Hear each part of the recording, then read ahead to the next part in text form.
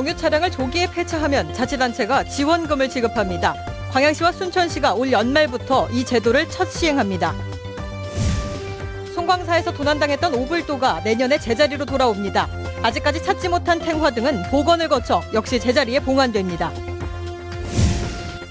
보흥 지역의 농식품 업체들이 대형 온라인 쇼핑몰 진출에 성공했습니다. 보흥군은 성공 요인을 분석해 다른 업체들에게 전파할 계획입니다.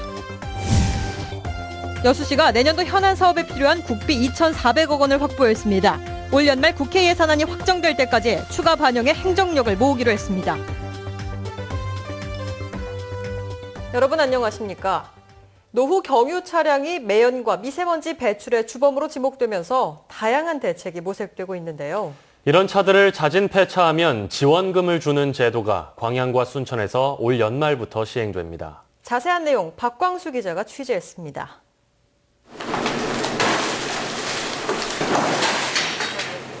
광양의 한 폐차장에서 11년 된 승합차의 폐차 작업이 진행되고 있습니다. 이 차주에게 고철값 등으로 지급될 비용은 30만 원에서 50만 원 정도. 하지만 광양과 순천 지역의 경우 올 연말부터는 최저 150만 원의 지원금을 추가로 받을 수 있게 됩니다. 노후 경유차 폐차 지원 사업이 시행되기 때문입니다. 대상 차량은 2005년 이전 출고 차량 가운데 차 중량이 2.5톤 이상인 차종. 일반 승용 SUV보다는 좀 더 큰 화물차나 승합차 이상이 주 대상이 될 전망입니다. 올해만 광양과 순천에 12억 2천만 원의 사업비가 지원돼 760대의 차주에게 지원금이 지급될 예정인데 한 해 3억 원 정도인 광주광역시에 비해서도 훨씬 큰 규모입니다. 지원금은 대당 150만 원에서 770만 원 한도에서 보험개발원 산정 가격을 기준으로 책정될 예정입니다. 자치단체들은 연내 시행을 위해 본격적인 준비에 착수했습니다. 11월 달까지 조례를 제정하고 이에 따른 그 시비 분담금을 추경 때 확보하여 10월부터 본격적으로 조기 폐차 지원 사업을 추진할 계획입니다. 매연 저감 장치가 부착돼 있지 않은 2005년 이전 경유 차량이 광양만권에만 줄잡아 3만여 대. 차량 미세먼지에 대한 지역적 대응이 본격화되는 가운데 내년에는 여수시도 사업에 합류할 예정이라고 밝혔습니다. MBC 뉴스 박광수입니다. 약 40년 전 사라진 뒤 미국으로 건너간 오불도가 내년에 다시 송광사로 반환됩니다. 아직까지 회수되지 않은 보물급 도난 문화재는 복원 작업을 거쳐 봉환될 예정입니다. 문형철 기자입니다. 18세기에 그려진 5부처의 모습을 담은 오불도입니다. 송광사 불조전 출입문에 걸려있다 지난 1970년을 전후에 사라진 뒤 행방이 묘연했는데 1년 전 미국의 한 박물관에 기탁 보관된 사실이 확인됐습니다. 최근 문화재청은 미국인 소유자 박물관 측과의 3자 협의 끝에 이 오불도를 내년 상반기 다시 송광사로 옮겨온다는 데 합의했습니다. 송광사 오불도 같은 경우에는 전체 7폭 중에서 2폭이 도난돼서 현재 5폭이 남아있는데요. 송광사 이 53불도의 원역을 확립할 수 있는다는 측면에서 특별한 의미가 있는 것 같습니다. 보물로 지정된 다른 도난 문화재도 20여 년 만에 다시 새 생명을 얻게 됩니다. 송광사에 있던 16국사 진영 가운데 지난 1995년 도난당한 10석점의 작품들.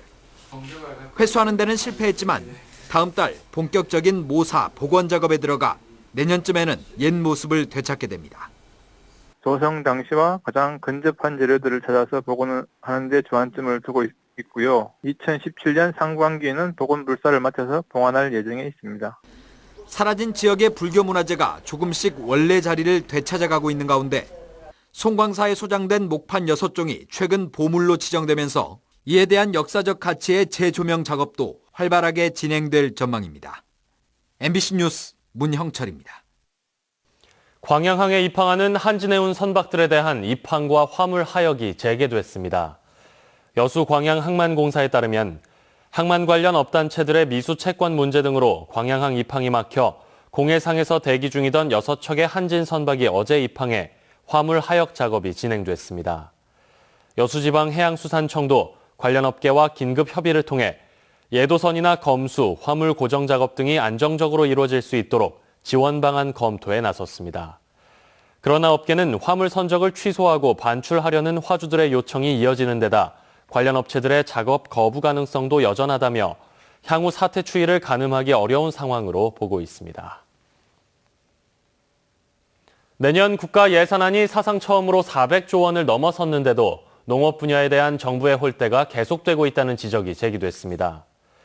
국민의당 황주홍 의원은 국회에 제출된 내년 예산안이 전년 대비 3.7% 늘어난 400조 7천억 원을 기록했지만 이 가운데 농식품부 예산은 14조 3천억 원으로 전년 대비 0.4% 증가하는 데 그쳤다고 비판했습니다. 황 의원은 특히 농촌 특성을 고려한 맞춤형 복지 지원과 농업인 안전재해 보험 예산이 삭감됐다며 국회에서 반드시 증액이 필요하다고 강조했습니다. 보수정당 사상 첫 호남 출신 대표인 새누리당 이정현 대표가 첫 교섭단체 대표연설에서 호남 연대론을 들고 나왔습니다. 야당은 현실성이 없는 말장난에 불과하다고 비판했습니다. 윤근수 기자입니다.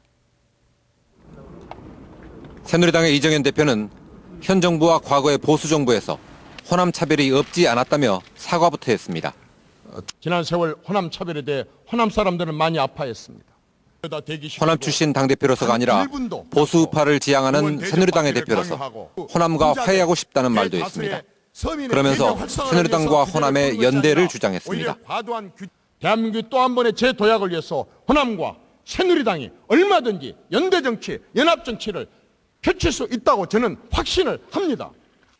내년 대선을 앞두고 새누리당의 지지 세력을 영남에서 호남으로까지 확대해 나가겠다는 이른바 서진 전략이란 해석이 나왔습니다. 더민주와 국민의당 두 야당은 진정성도 없고 현실성이 없는 주장이라고 평가절하했습니다. 이정현 대표. 결국 현실성이 없는 또 구체적인 조치가 뒤따르지 않는 언어 유예에 불과할 가능성이 높다고 생각합니다.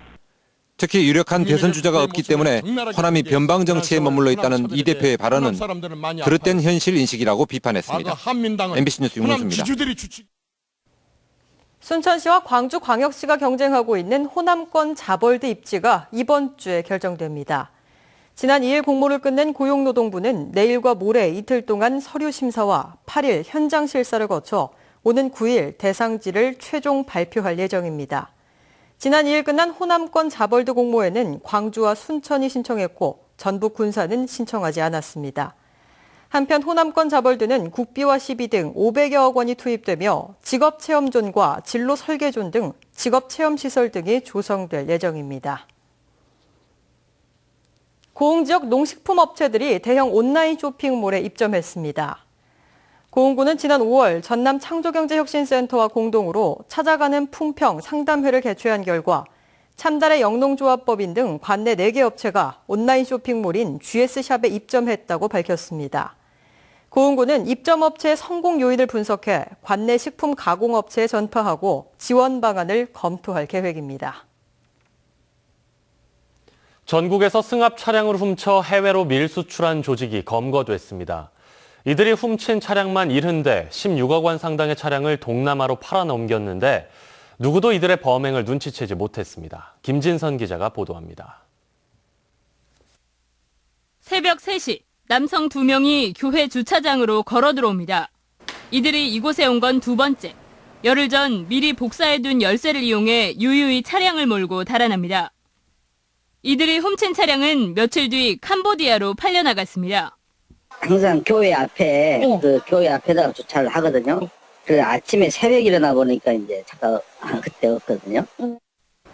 지난 2013년 말부터 최근까지 이들이 훔쳐 동남아로 밀수출한 차량은 전국에서 70대로 16억 원 상당. 차량을 인천의 중고차 수출단지로 가져가는 동안 위조 번호판으로 교체하고 고속도로 통행권을 발권하지 않는 방식으로 수사망을 피했습니다. 폐차장 직원과 중고차 수출업자 등도 가담해 훔친 차량을 폐차인 것처럼 서류를 조작해 세관 검사도 통과했습니다. 면밀한 검사가 이루어지면 실제 수출 신고 필증에 나와 있는 차대 번호하고 조사를 하면 다 나올 건데 그런 검사 절차가 안 이루어지기 때문에 경찰은 범행을 주도한 중고차 수출업자 46살 남모 씨와 절도책 등 4명을 구속하는 한편 세관 검사가 허술하게 이뤄진 점 등을 토대로 수사를 확대하고 있습니다. MBC 뉴스 김진선입니다.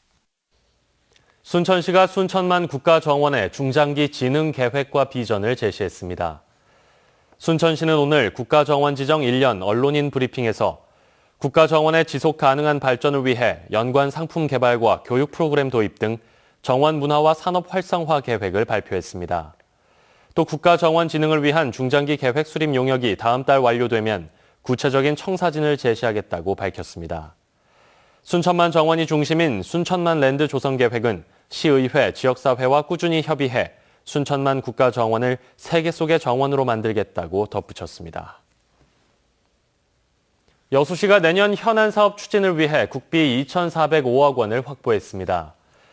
이번에 확보한 예산은 여수 고흥간 연록 연도교 건설 550억 원, 신북한 건설 사업 403억 원, 여수 국제교육원 건립 150억 원 등입니다. 또 시민 생활과 밀접한 20개 주요 현안 사업비도 확보했습니다. 여수시는 이번 정부 예산안에 반영되지 않은 국립기상과학관 건립과 자연 친화형 연등천 조성 사업 등도 오는 12월 국회 예산안이 최종 처리될 때까지 계속 요구할 계획입니다. 광양시 의회가 오늘부터 나흘간의 일정으로 제254회 임시회를 열고 의정 활동에 들어갑니다. 이번 임시회 심사할 안건으로는 서영배 의원이 대표 발의한 광양시 어린이집 안전에 관한 조례안과 문양호 의원이 대표 발의한 광양시 거리 공연 및 재능 나눔 활성화 조례안 등 8건입니다. 해경이 해양구조 역량 강화를 위해 직원들의 바다 수영 능력 평가를 실시했습니다. 여수해양경비안전소는 오늘 오후 모사금 해수욕장 일원에서 소속 경찰관 100여 명을 대상으로 익수자 발생 등 긴급 상황에 대비하기 위한 500m 바다 수영 평가를 실시했습니다. 여수해경은 2013년부터 시작된 이번 평가가 안전사고 예방과 생존 능력 향상에 도움이 될 것으로 기대하고 있습니다. 포스코 광양제철소 직원들이 추석을 앞두고 지역의 무연고 분묘를 찾아 벌초 작업을 벌였습니다.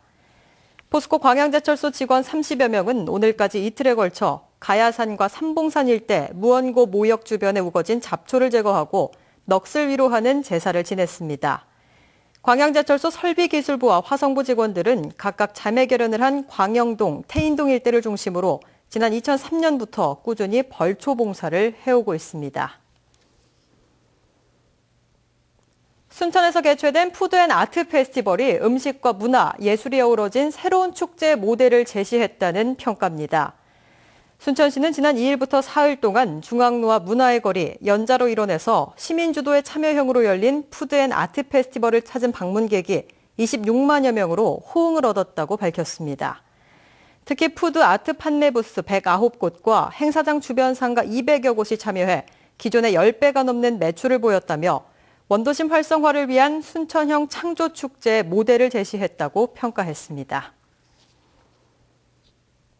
2016 여수국제아트페스티벌이 오는 9일부터 세계박람회장과 웅천 예울마루 일대에서 펼쳐집니다.